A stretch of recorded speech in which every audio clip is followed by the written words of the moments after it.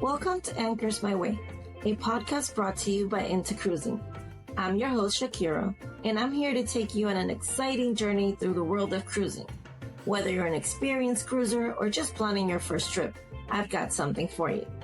Thank you for joining me today, and let's get started. Let me tell you how I ended up booking the Seashore 4 times. I saw the Seashore in 2021.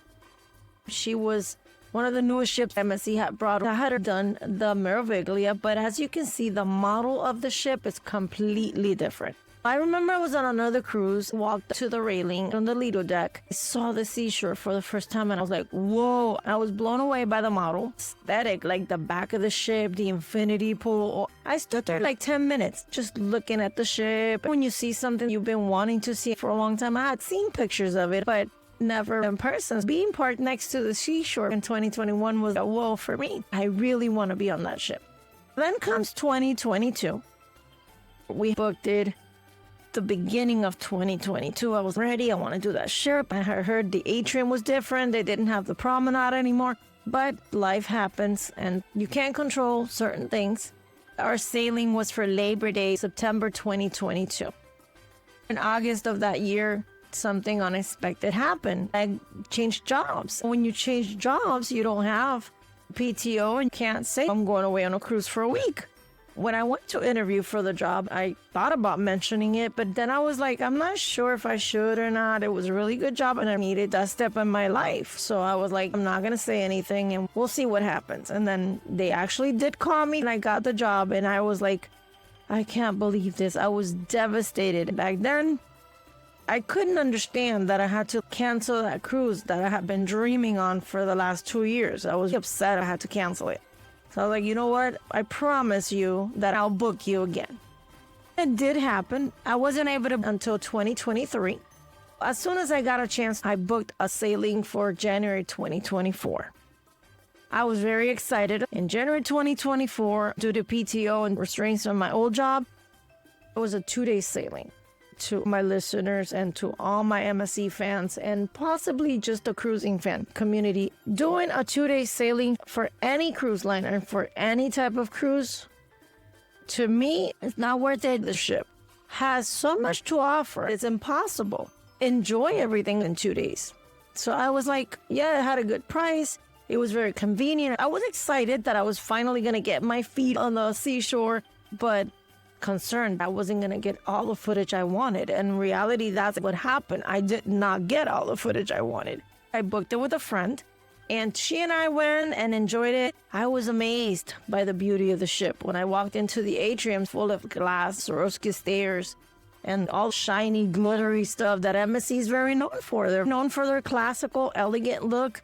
It was a 2-day sailing and I had already been to Ocean Key so many times. I was like, we're not going to get off on Ocean Key. It was the first time I did the Seashore Spa. Very beautiful. We did a Balinese massage for 50 minutes. Amazing.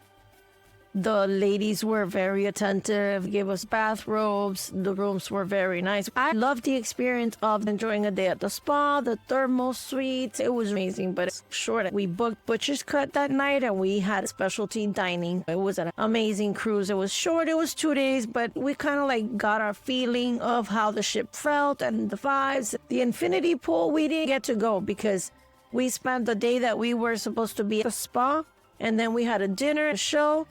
And the white party felt rushed. When we got off, I felt like, oh my God, what do you mean we have to get off? I haven't even enjoyed the ship. I was overwhelmed with that 2-day ship.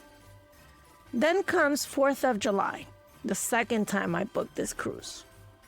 I said, I have to do this cruise. I didn't have to do another cruise so I can actually experience the cruise. So I told my friend again, hey, let's go. Did a family room, which I was intrigued to see because I've always traveled solo or just with another person. I had never seen a family room, which I absolutely loved. They had bunk beds and the big bed. It's perfect for families and for a couple and 2 kids. It's pretty amazing. It's spacious. It's very comfortable. It has a lot of room, a lot of closet. The bathroom is spacious. It was a really nice room. I was excited by that. And the vibe of the ship. I know he's in World America now, but back then we had Dr. E as a cruise director. Let me tell you, the vibe on that ship I have been on a lot of MSC sailings, but the vibe on that particular sailing was top. The dancing, the crew, the entertainment, the people, the music, the food, the weather. It was a perfect, all the colors, the flags, everything they did on that sailing. I got to Bahamas and I did swimming with the pigs, which wasn't my favorite because we did it with a third party. My advice, do not book anything not with the cruise line. We wanted to book it with the cruise line. It was full. My friend and her child wanted to do the excursion badly, so we booked through a third party. A huge mistake. They gave us wrong information, wrong description. We did not get everything we were told. My advice is always don't do third party excursions. Do them with the cruise lines. It's guaranteed. It wasn't about staying behind on an island. What they said is not what they offered. I was upset about that, but we had a good day and experience. My favorite place, no regrets about that sailing, except it was short. I wasn't sure. I got all the footage because I had gone with my friend, her mom and her child, and I had to take care of them. We did dining as well. So when you go in a group, you're not really content creating. You're kind of overwhelmed with the whole thing. You have to make everyone happy. You have to create your content, but at the same time, share time with family or friends. It's hard as a content creator to get all that done. I did enjoy that sailing. It was beautiful. I was able to capture other areas. For example, the infinity pool, the inside arcade, because we were going with a minor and he was able to play in the arcade. I had more of a family experience, but I felt I was missing something from this ship. I was like, I need to get this ship and strategize a way to create all my content and show it to my followers. I enjoyed the cruise, and it was a 4-day sailing out of Port Canaveral. When I got off the ship, I immediately went to Universal in Orlando. That was an amazing trip, but I felt like I was missing stuff on the ship. Then another opportunity came through.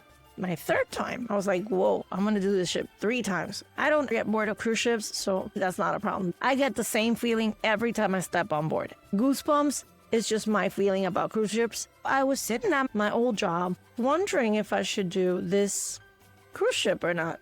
Another short sailing out of Port Canaveral. I live in Miami, so to me it's a 4-hour drive.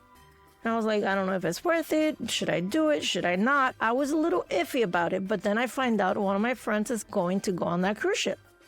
We have been talking about going on the cruise ship for a long time. In December 2024, I cruised with one of my friends, and I had gotten a gift. Everyone knows I am obsessed with MSC, and since we had originally met in the Seashore, he wanted to give me a gift, which I'm going to show you.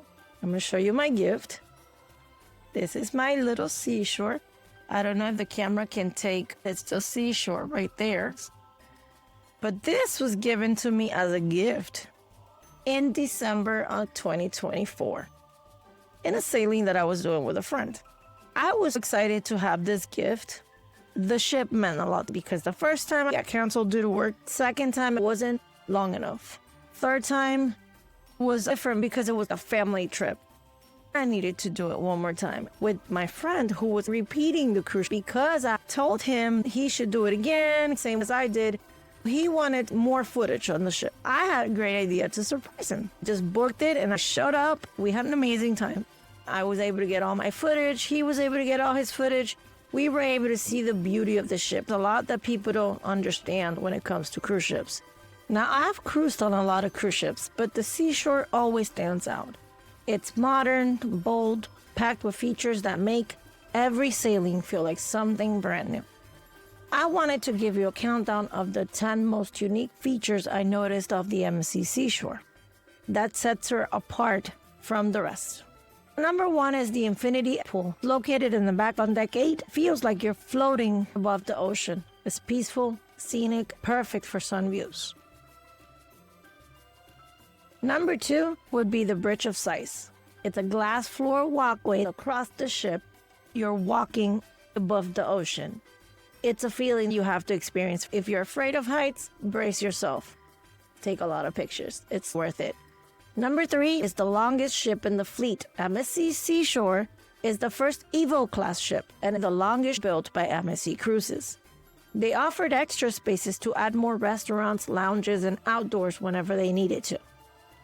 Number 4, it's outdoor dining at Butcher's Cut. One of my favorite spots to eat, it's Butcher's Cut. And on the seashore, it has outdoor seating that faces the ocean. So imagine having a delicious steak just hearing that ocean breeze. Amazing, right? Number 5 would be the aft promenade. This ship brings back the idea of a true promenade.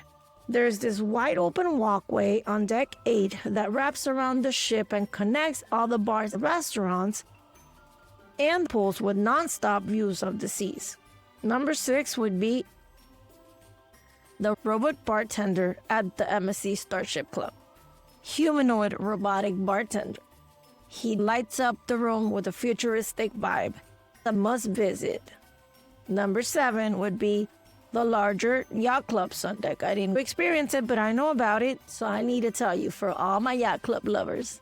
The sun deck is expensive, with exclusive pools, hot tubs, and the best views everywhere on board.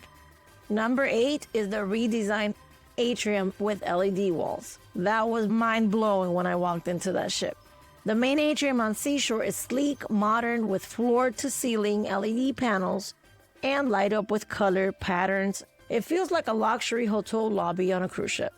Number 9 would be the pirate theme aqua park. If you're sailing with kids or just want to go in for a splash, the Pirates Cove Aqua Park has big slides, a jungle themed, and water fun for all ages. Plus, is located midship with amazing sea views. And finally, number 10, I would say the chic venues and lounges.